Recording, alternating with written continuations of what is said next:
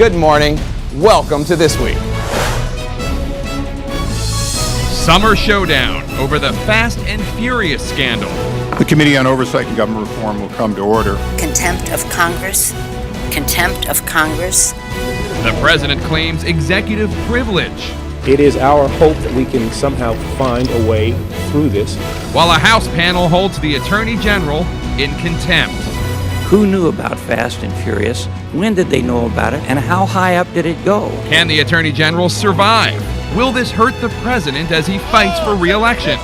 We'll ask the man leading the charge against the Attorney General, Republican Darrell, Issa, chair of the House Oversight Committee, and Democratic Congressman Javier Becerra, who joins our Powerhouse Roundtable, along with George Will, Hillary Rosen, Peggy Noonan, and Major Garrett. Hear their take on the imminent Supreme Court decision on Obamacare, Mitt Romney's Veep stakes, and that provocative new essay about why women still cannot have it all. We've got the most debate and the best analysis. From ABC News, This Week with George Stephanopoulos. It's your voice, your vote. Reporting from the Newseum in Washington, Jake Tapper.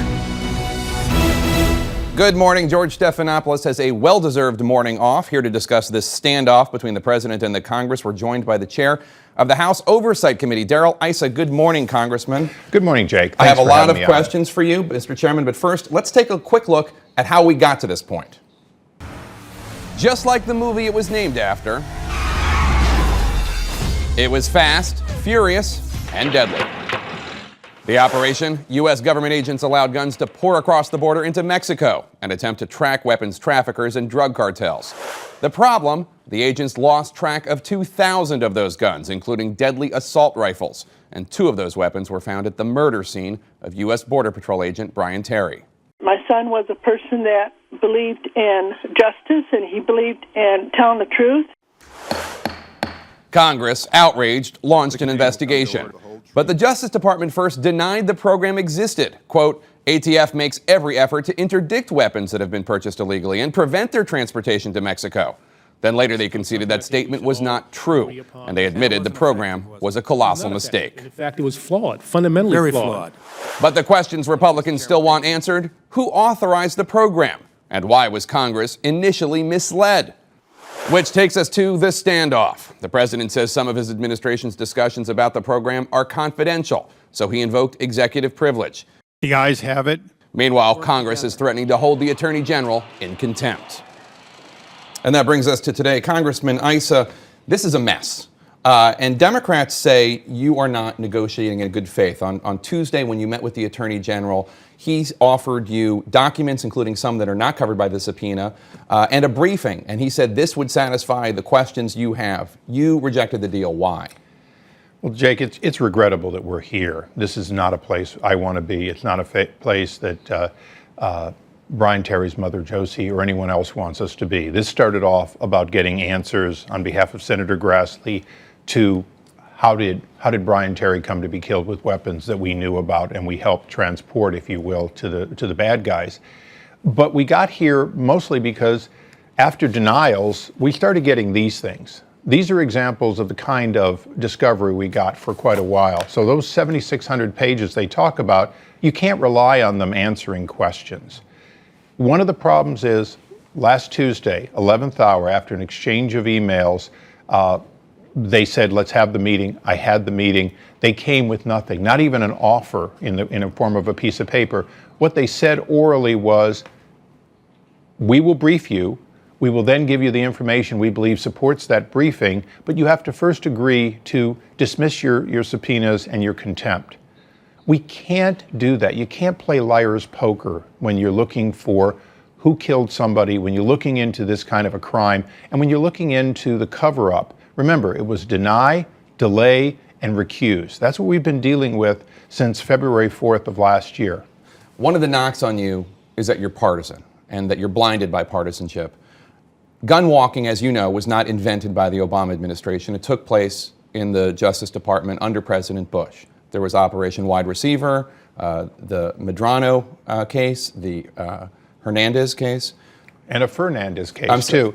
There are these other cases, and each one is slightly different. But why not call before your committee Republicans, Michael Mukasey, the Justice Department, the Attorney General during President Bush's time. Why not call them to get to the heart of the matter, how this all started? Well, you know, Jake, this 7,600 pages, we've had no problem at all with them voluntarily giving us lots of things to, in the way of recrimination of the previous administration. Our subpoenas cover that information. We've said we want it. The whole point of this thing is a little bit like when you do something wrong and then lie about it as a young person. You can't say, oh, after you get caught, my brother did it too. There were things that we don't approve of, that we think were not well thought out. By the way, that the Bush administration thought were not well thought out. But the point is, we're past that part of the discovery relative to contempt. We know there's a lot of wrong things and we want to get to fixing it. What we're talking about now is when we get lied to, when the American people get lied to, there can't be oversight if there's lying, and there cannot. The Supreme Court has held pretty clearly, there cannot be executive privilege over criminal cover-up or cover-up of a crime. Lying to Congress is a crime. We have every right to see documents to say, did you know, when did you know, what did you know, including even the president. Let's talk about the president. I understand you're sending a letter to the president tomorrow about his invocation of executive privilege. What are you going to say in that letter? Better scholars than myself are, in fact, have prepared a letter. We'll send it out probably today or tomorrow that breaks down the points of why the president's executive privilege claim is either overbroad or simply wrong. And our hope is that as to at least a lot of these documents, including the documents often referred to as 1300, that were offered to us in this deal, that at least since those were offered to us, that the president would see, we would see them. If those documents say what Eric Holder says they say, we might in fact dismiss contempt in either case. But I can tell you one thing here. If we get documents that do cast some doubt or allow us to understand this, we'll at least delay contempt and continue the process. We only broke off negotiations when we got a flat refusal to give us information needed for our investigation.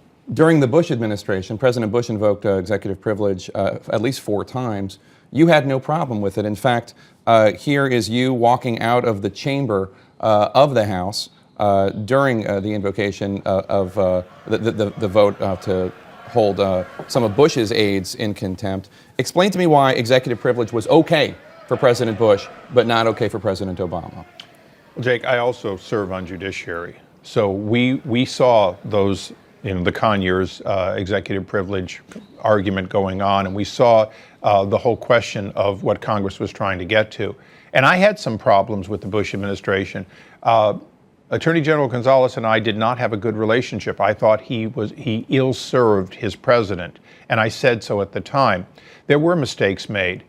Ultimately, I respect executive privilege if it's top executives speaking or preparing to the president. But in this case, the president has already said, and the attorney general under oath has said, they weren't communicating. But that wasn't what Bush said. As you know, I'm sure the Bush administration argued that executive privilege covered documents within a cabinet agency, not just conversations with the president.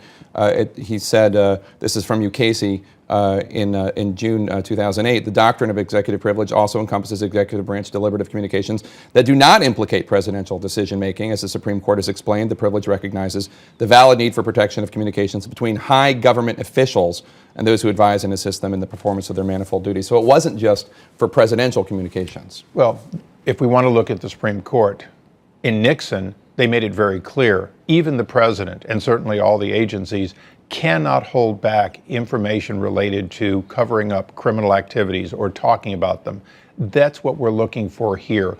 We're looking for how the American people were lied to on February 4th, 2011, and 10 months passed before the truth came out from the administration. It's the communication during that 10-month period between an outright lie and lots of other activities that went on, going after whistleblowers, all kinds of things that went on during that 10 months. And when they finally owned up to the fact that, yes, they did let guns walk. It's very narrow what we're looking for under contempt. And Speaker Boehner was very good in this process of saying, let's make sure we only focus contempt on that which we absolutely need and have no chance of getting any other way. The documents we seek are by definition narrow, and there's nowhere else to get them. Last question for you, Congressman. You seem to suggest Fast and Furious may be part of a deliberate attempt by the administration to make the case for stronger gun laws. Here you are speaking in April at an NRA convention.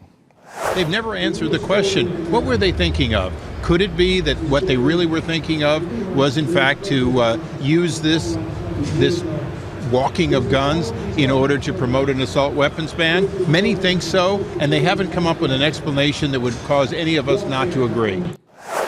You really think that there's a possibility that they were sending guns across the border, not because they were trying to get people in the Mexican drug cartels, not because they were trying to figure out gun trafficking, but because they were trying to push gun control? Two things quickly. First of all, this was so flawed that you can't believe they expected to actually get criminal prosecutions as a result of it. So the level of flaw, if that's a word, here is huge. But here's the real answer as to gun control. We have emails from people involved in this that are talking about using what they're finding here to support the basically assault weapons ban or greater reporting. So chicken or egg?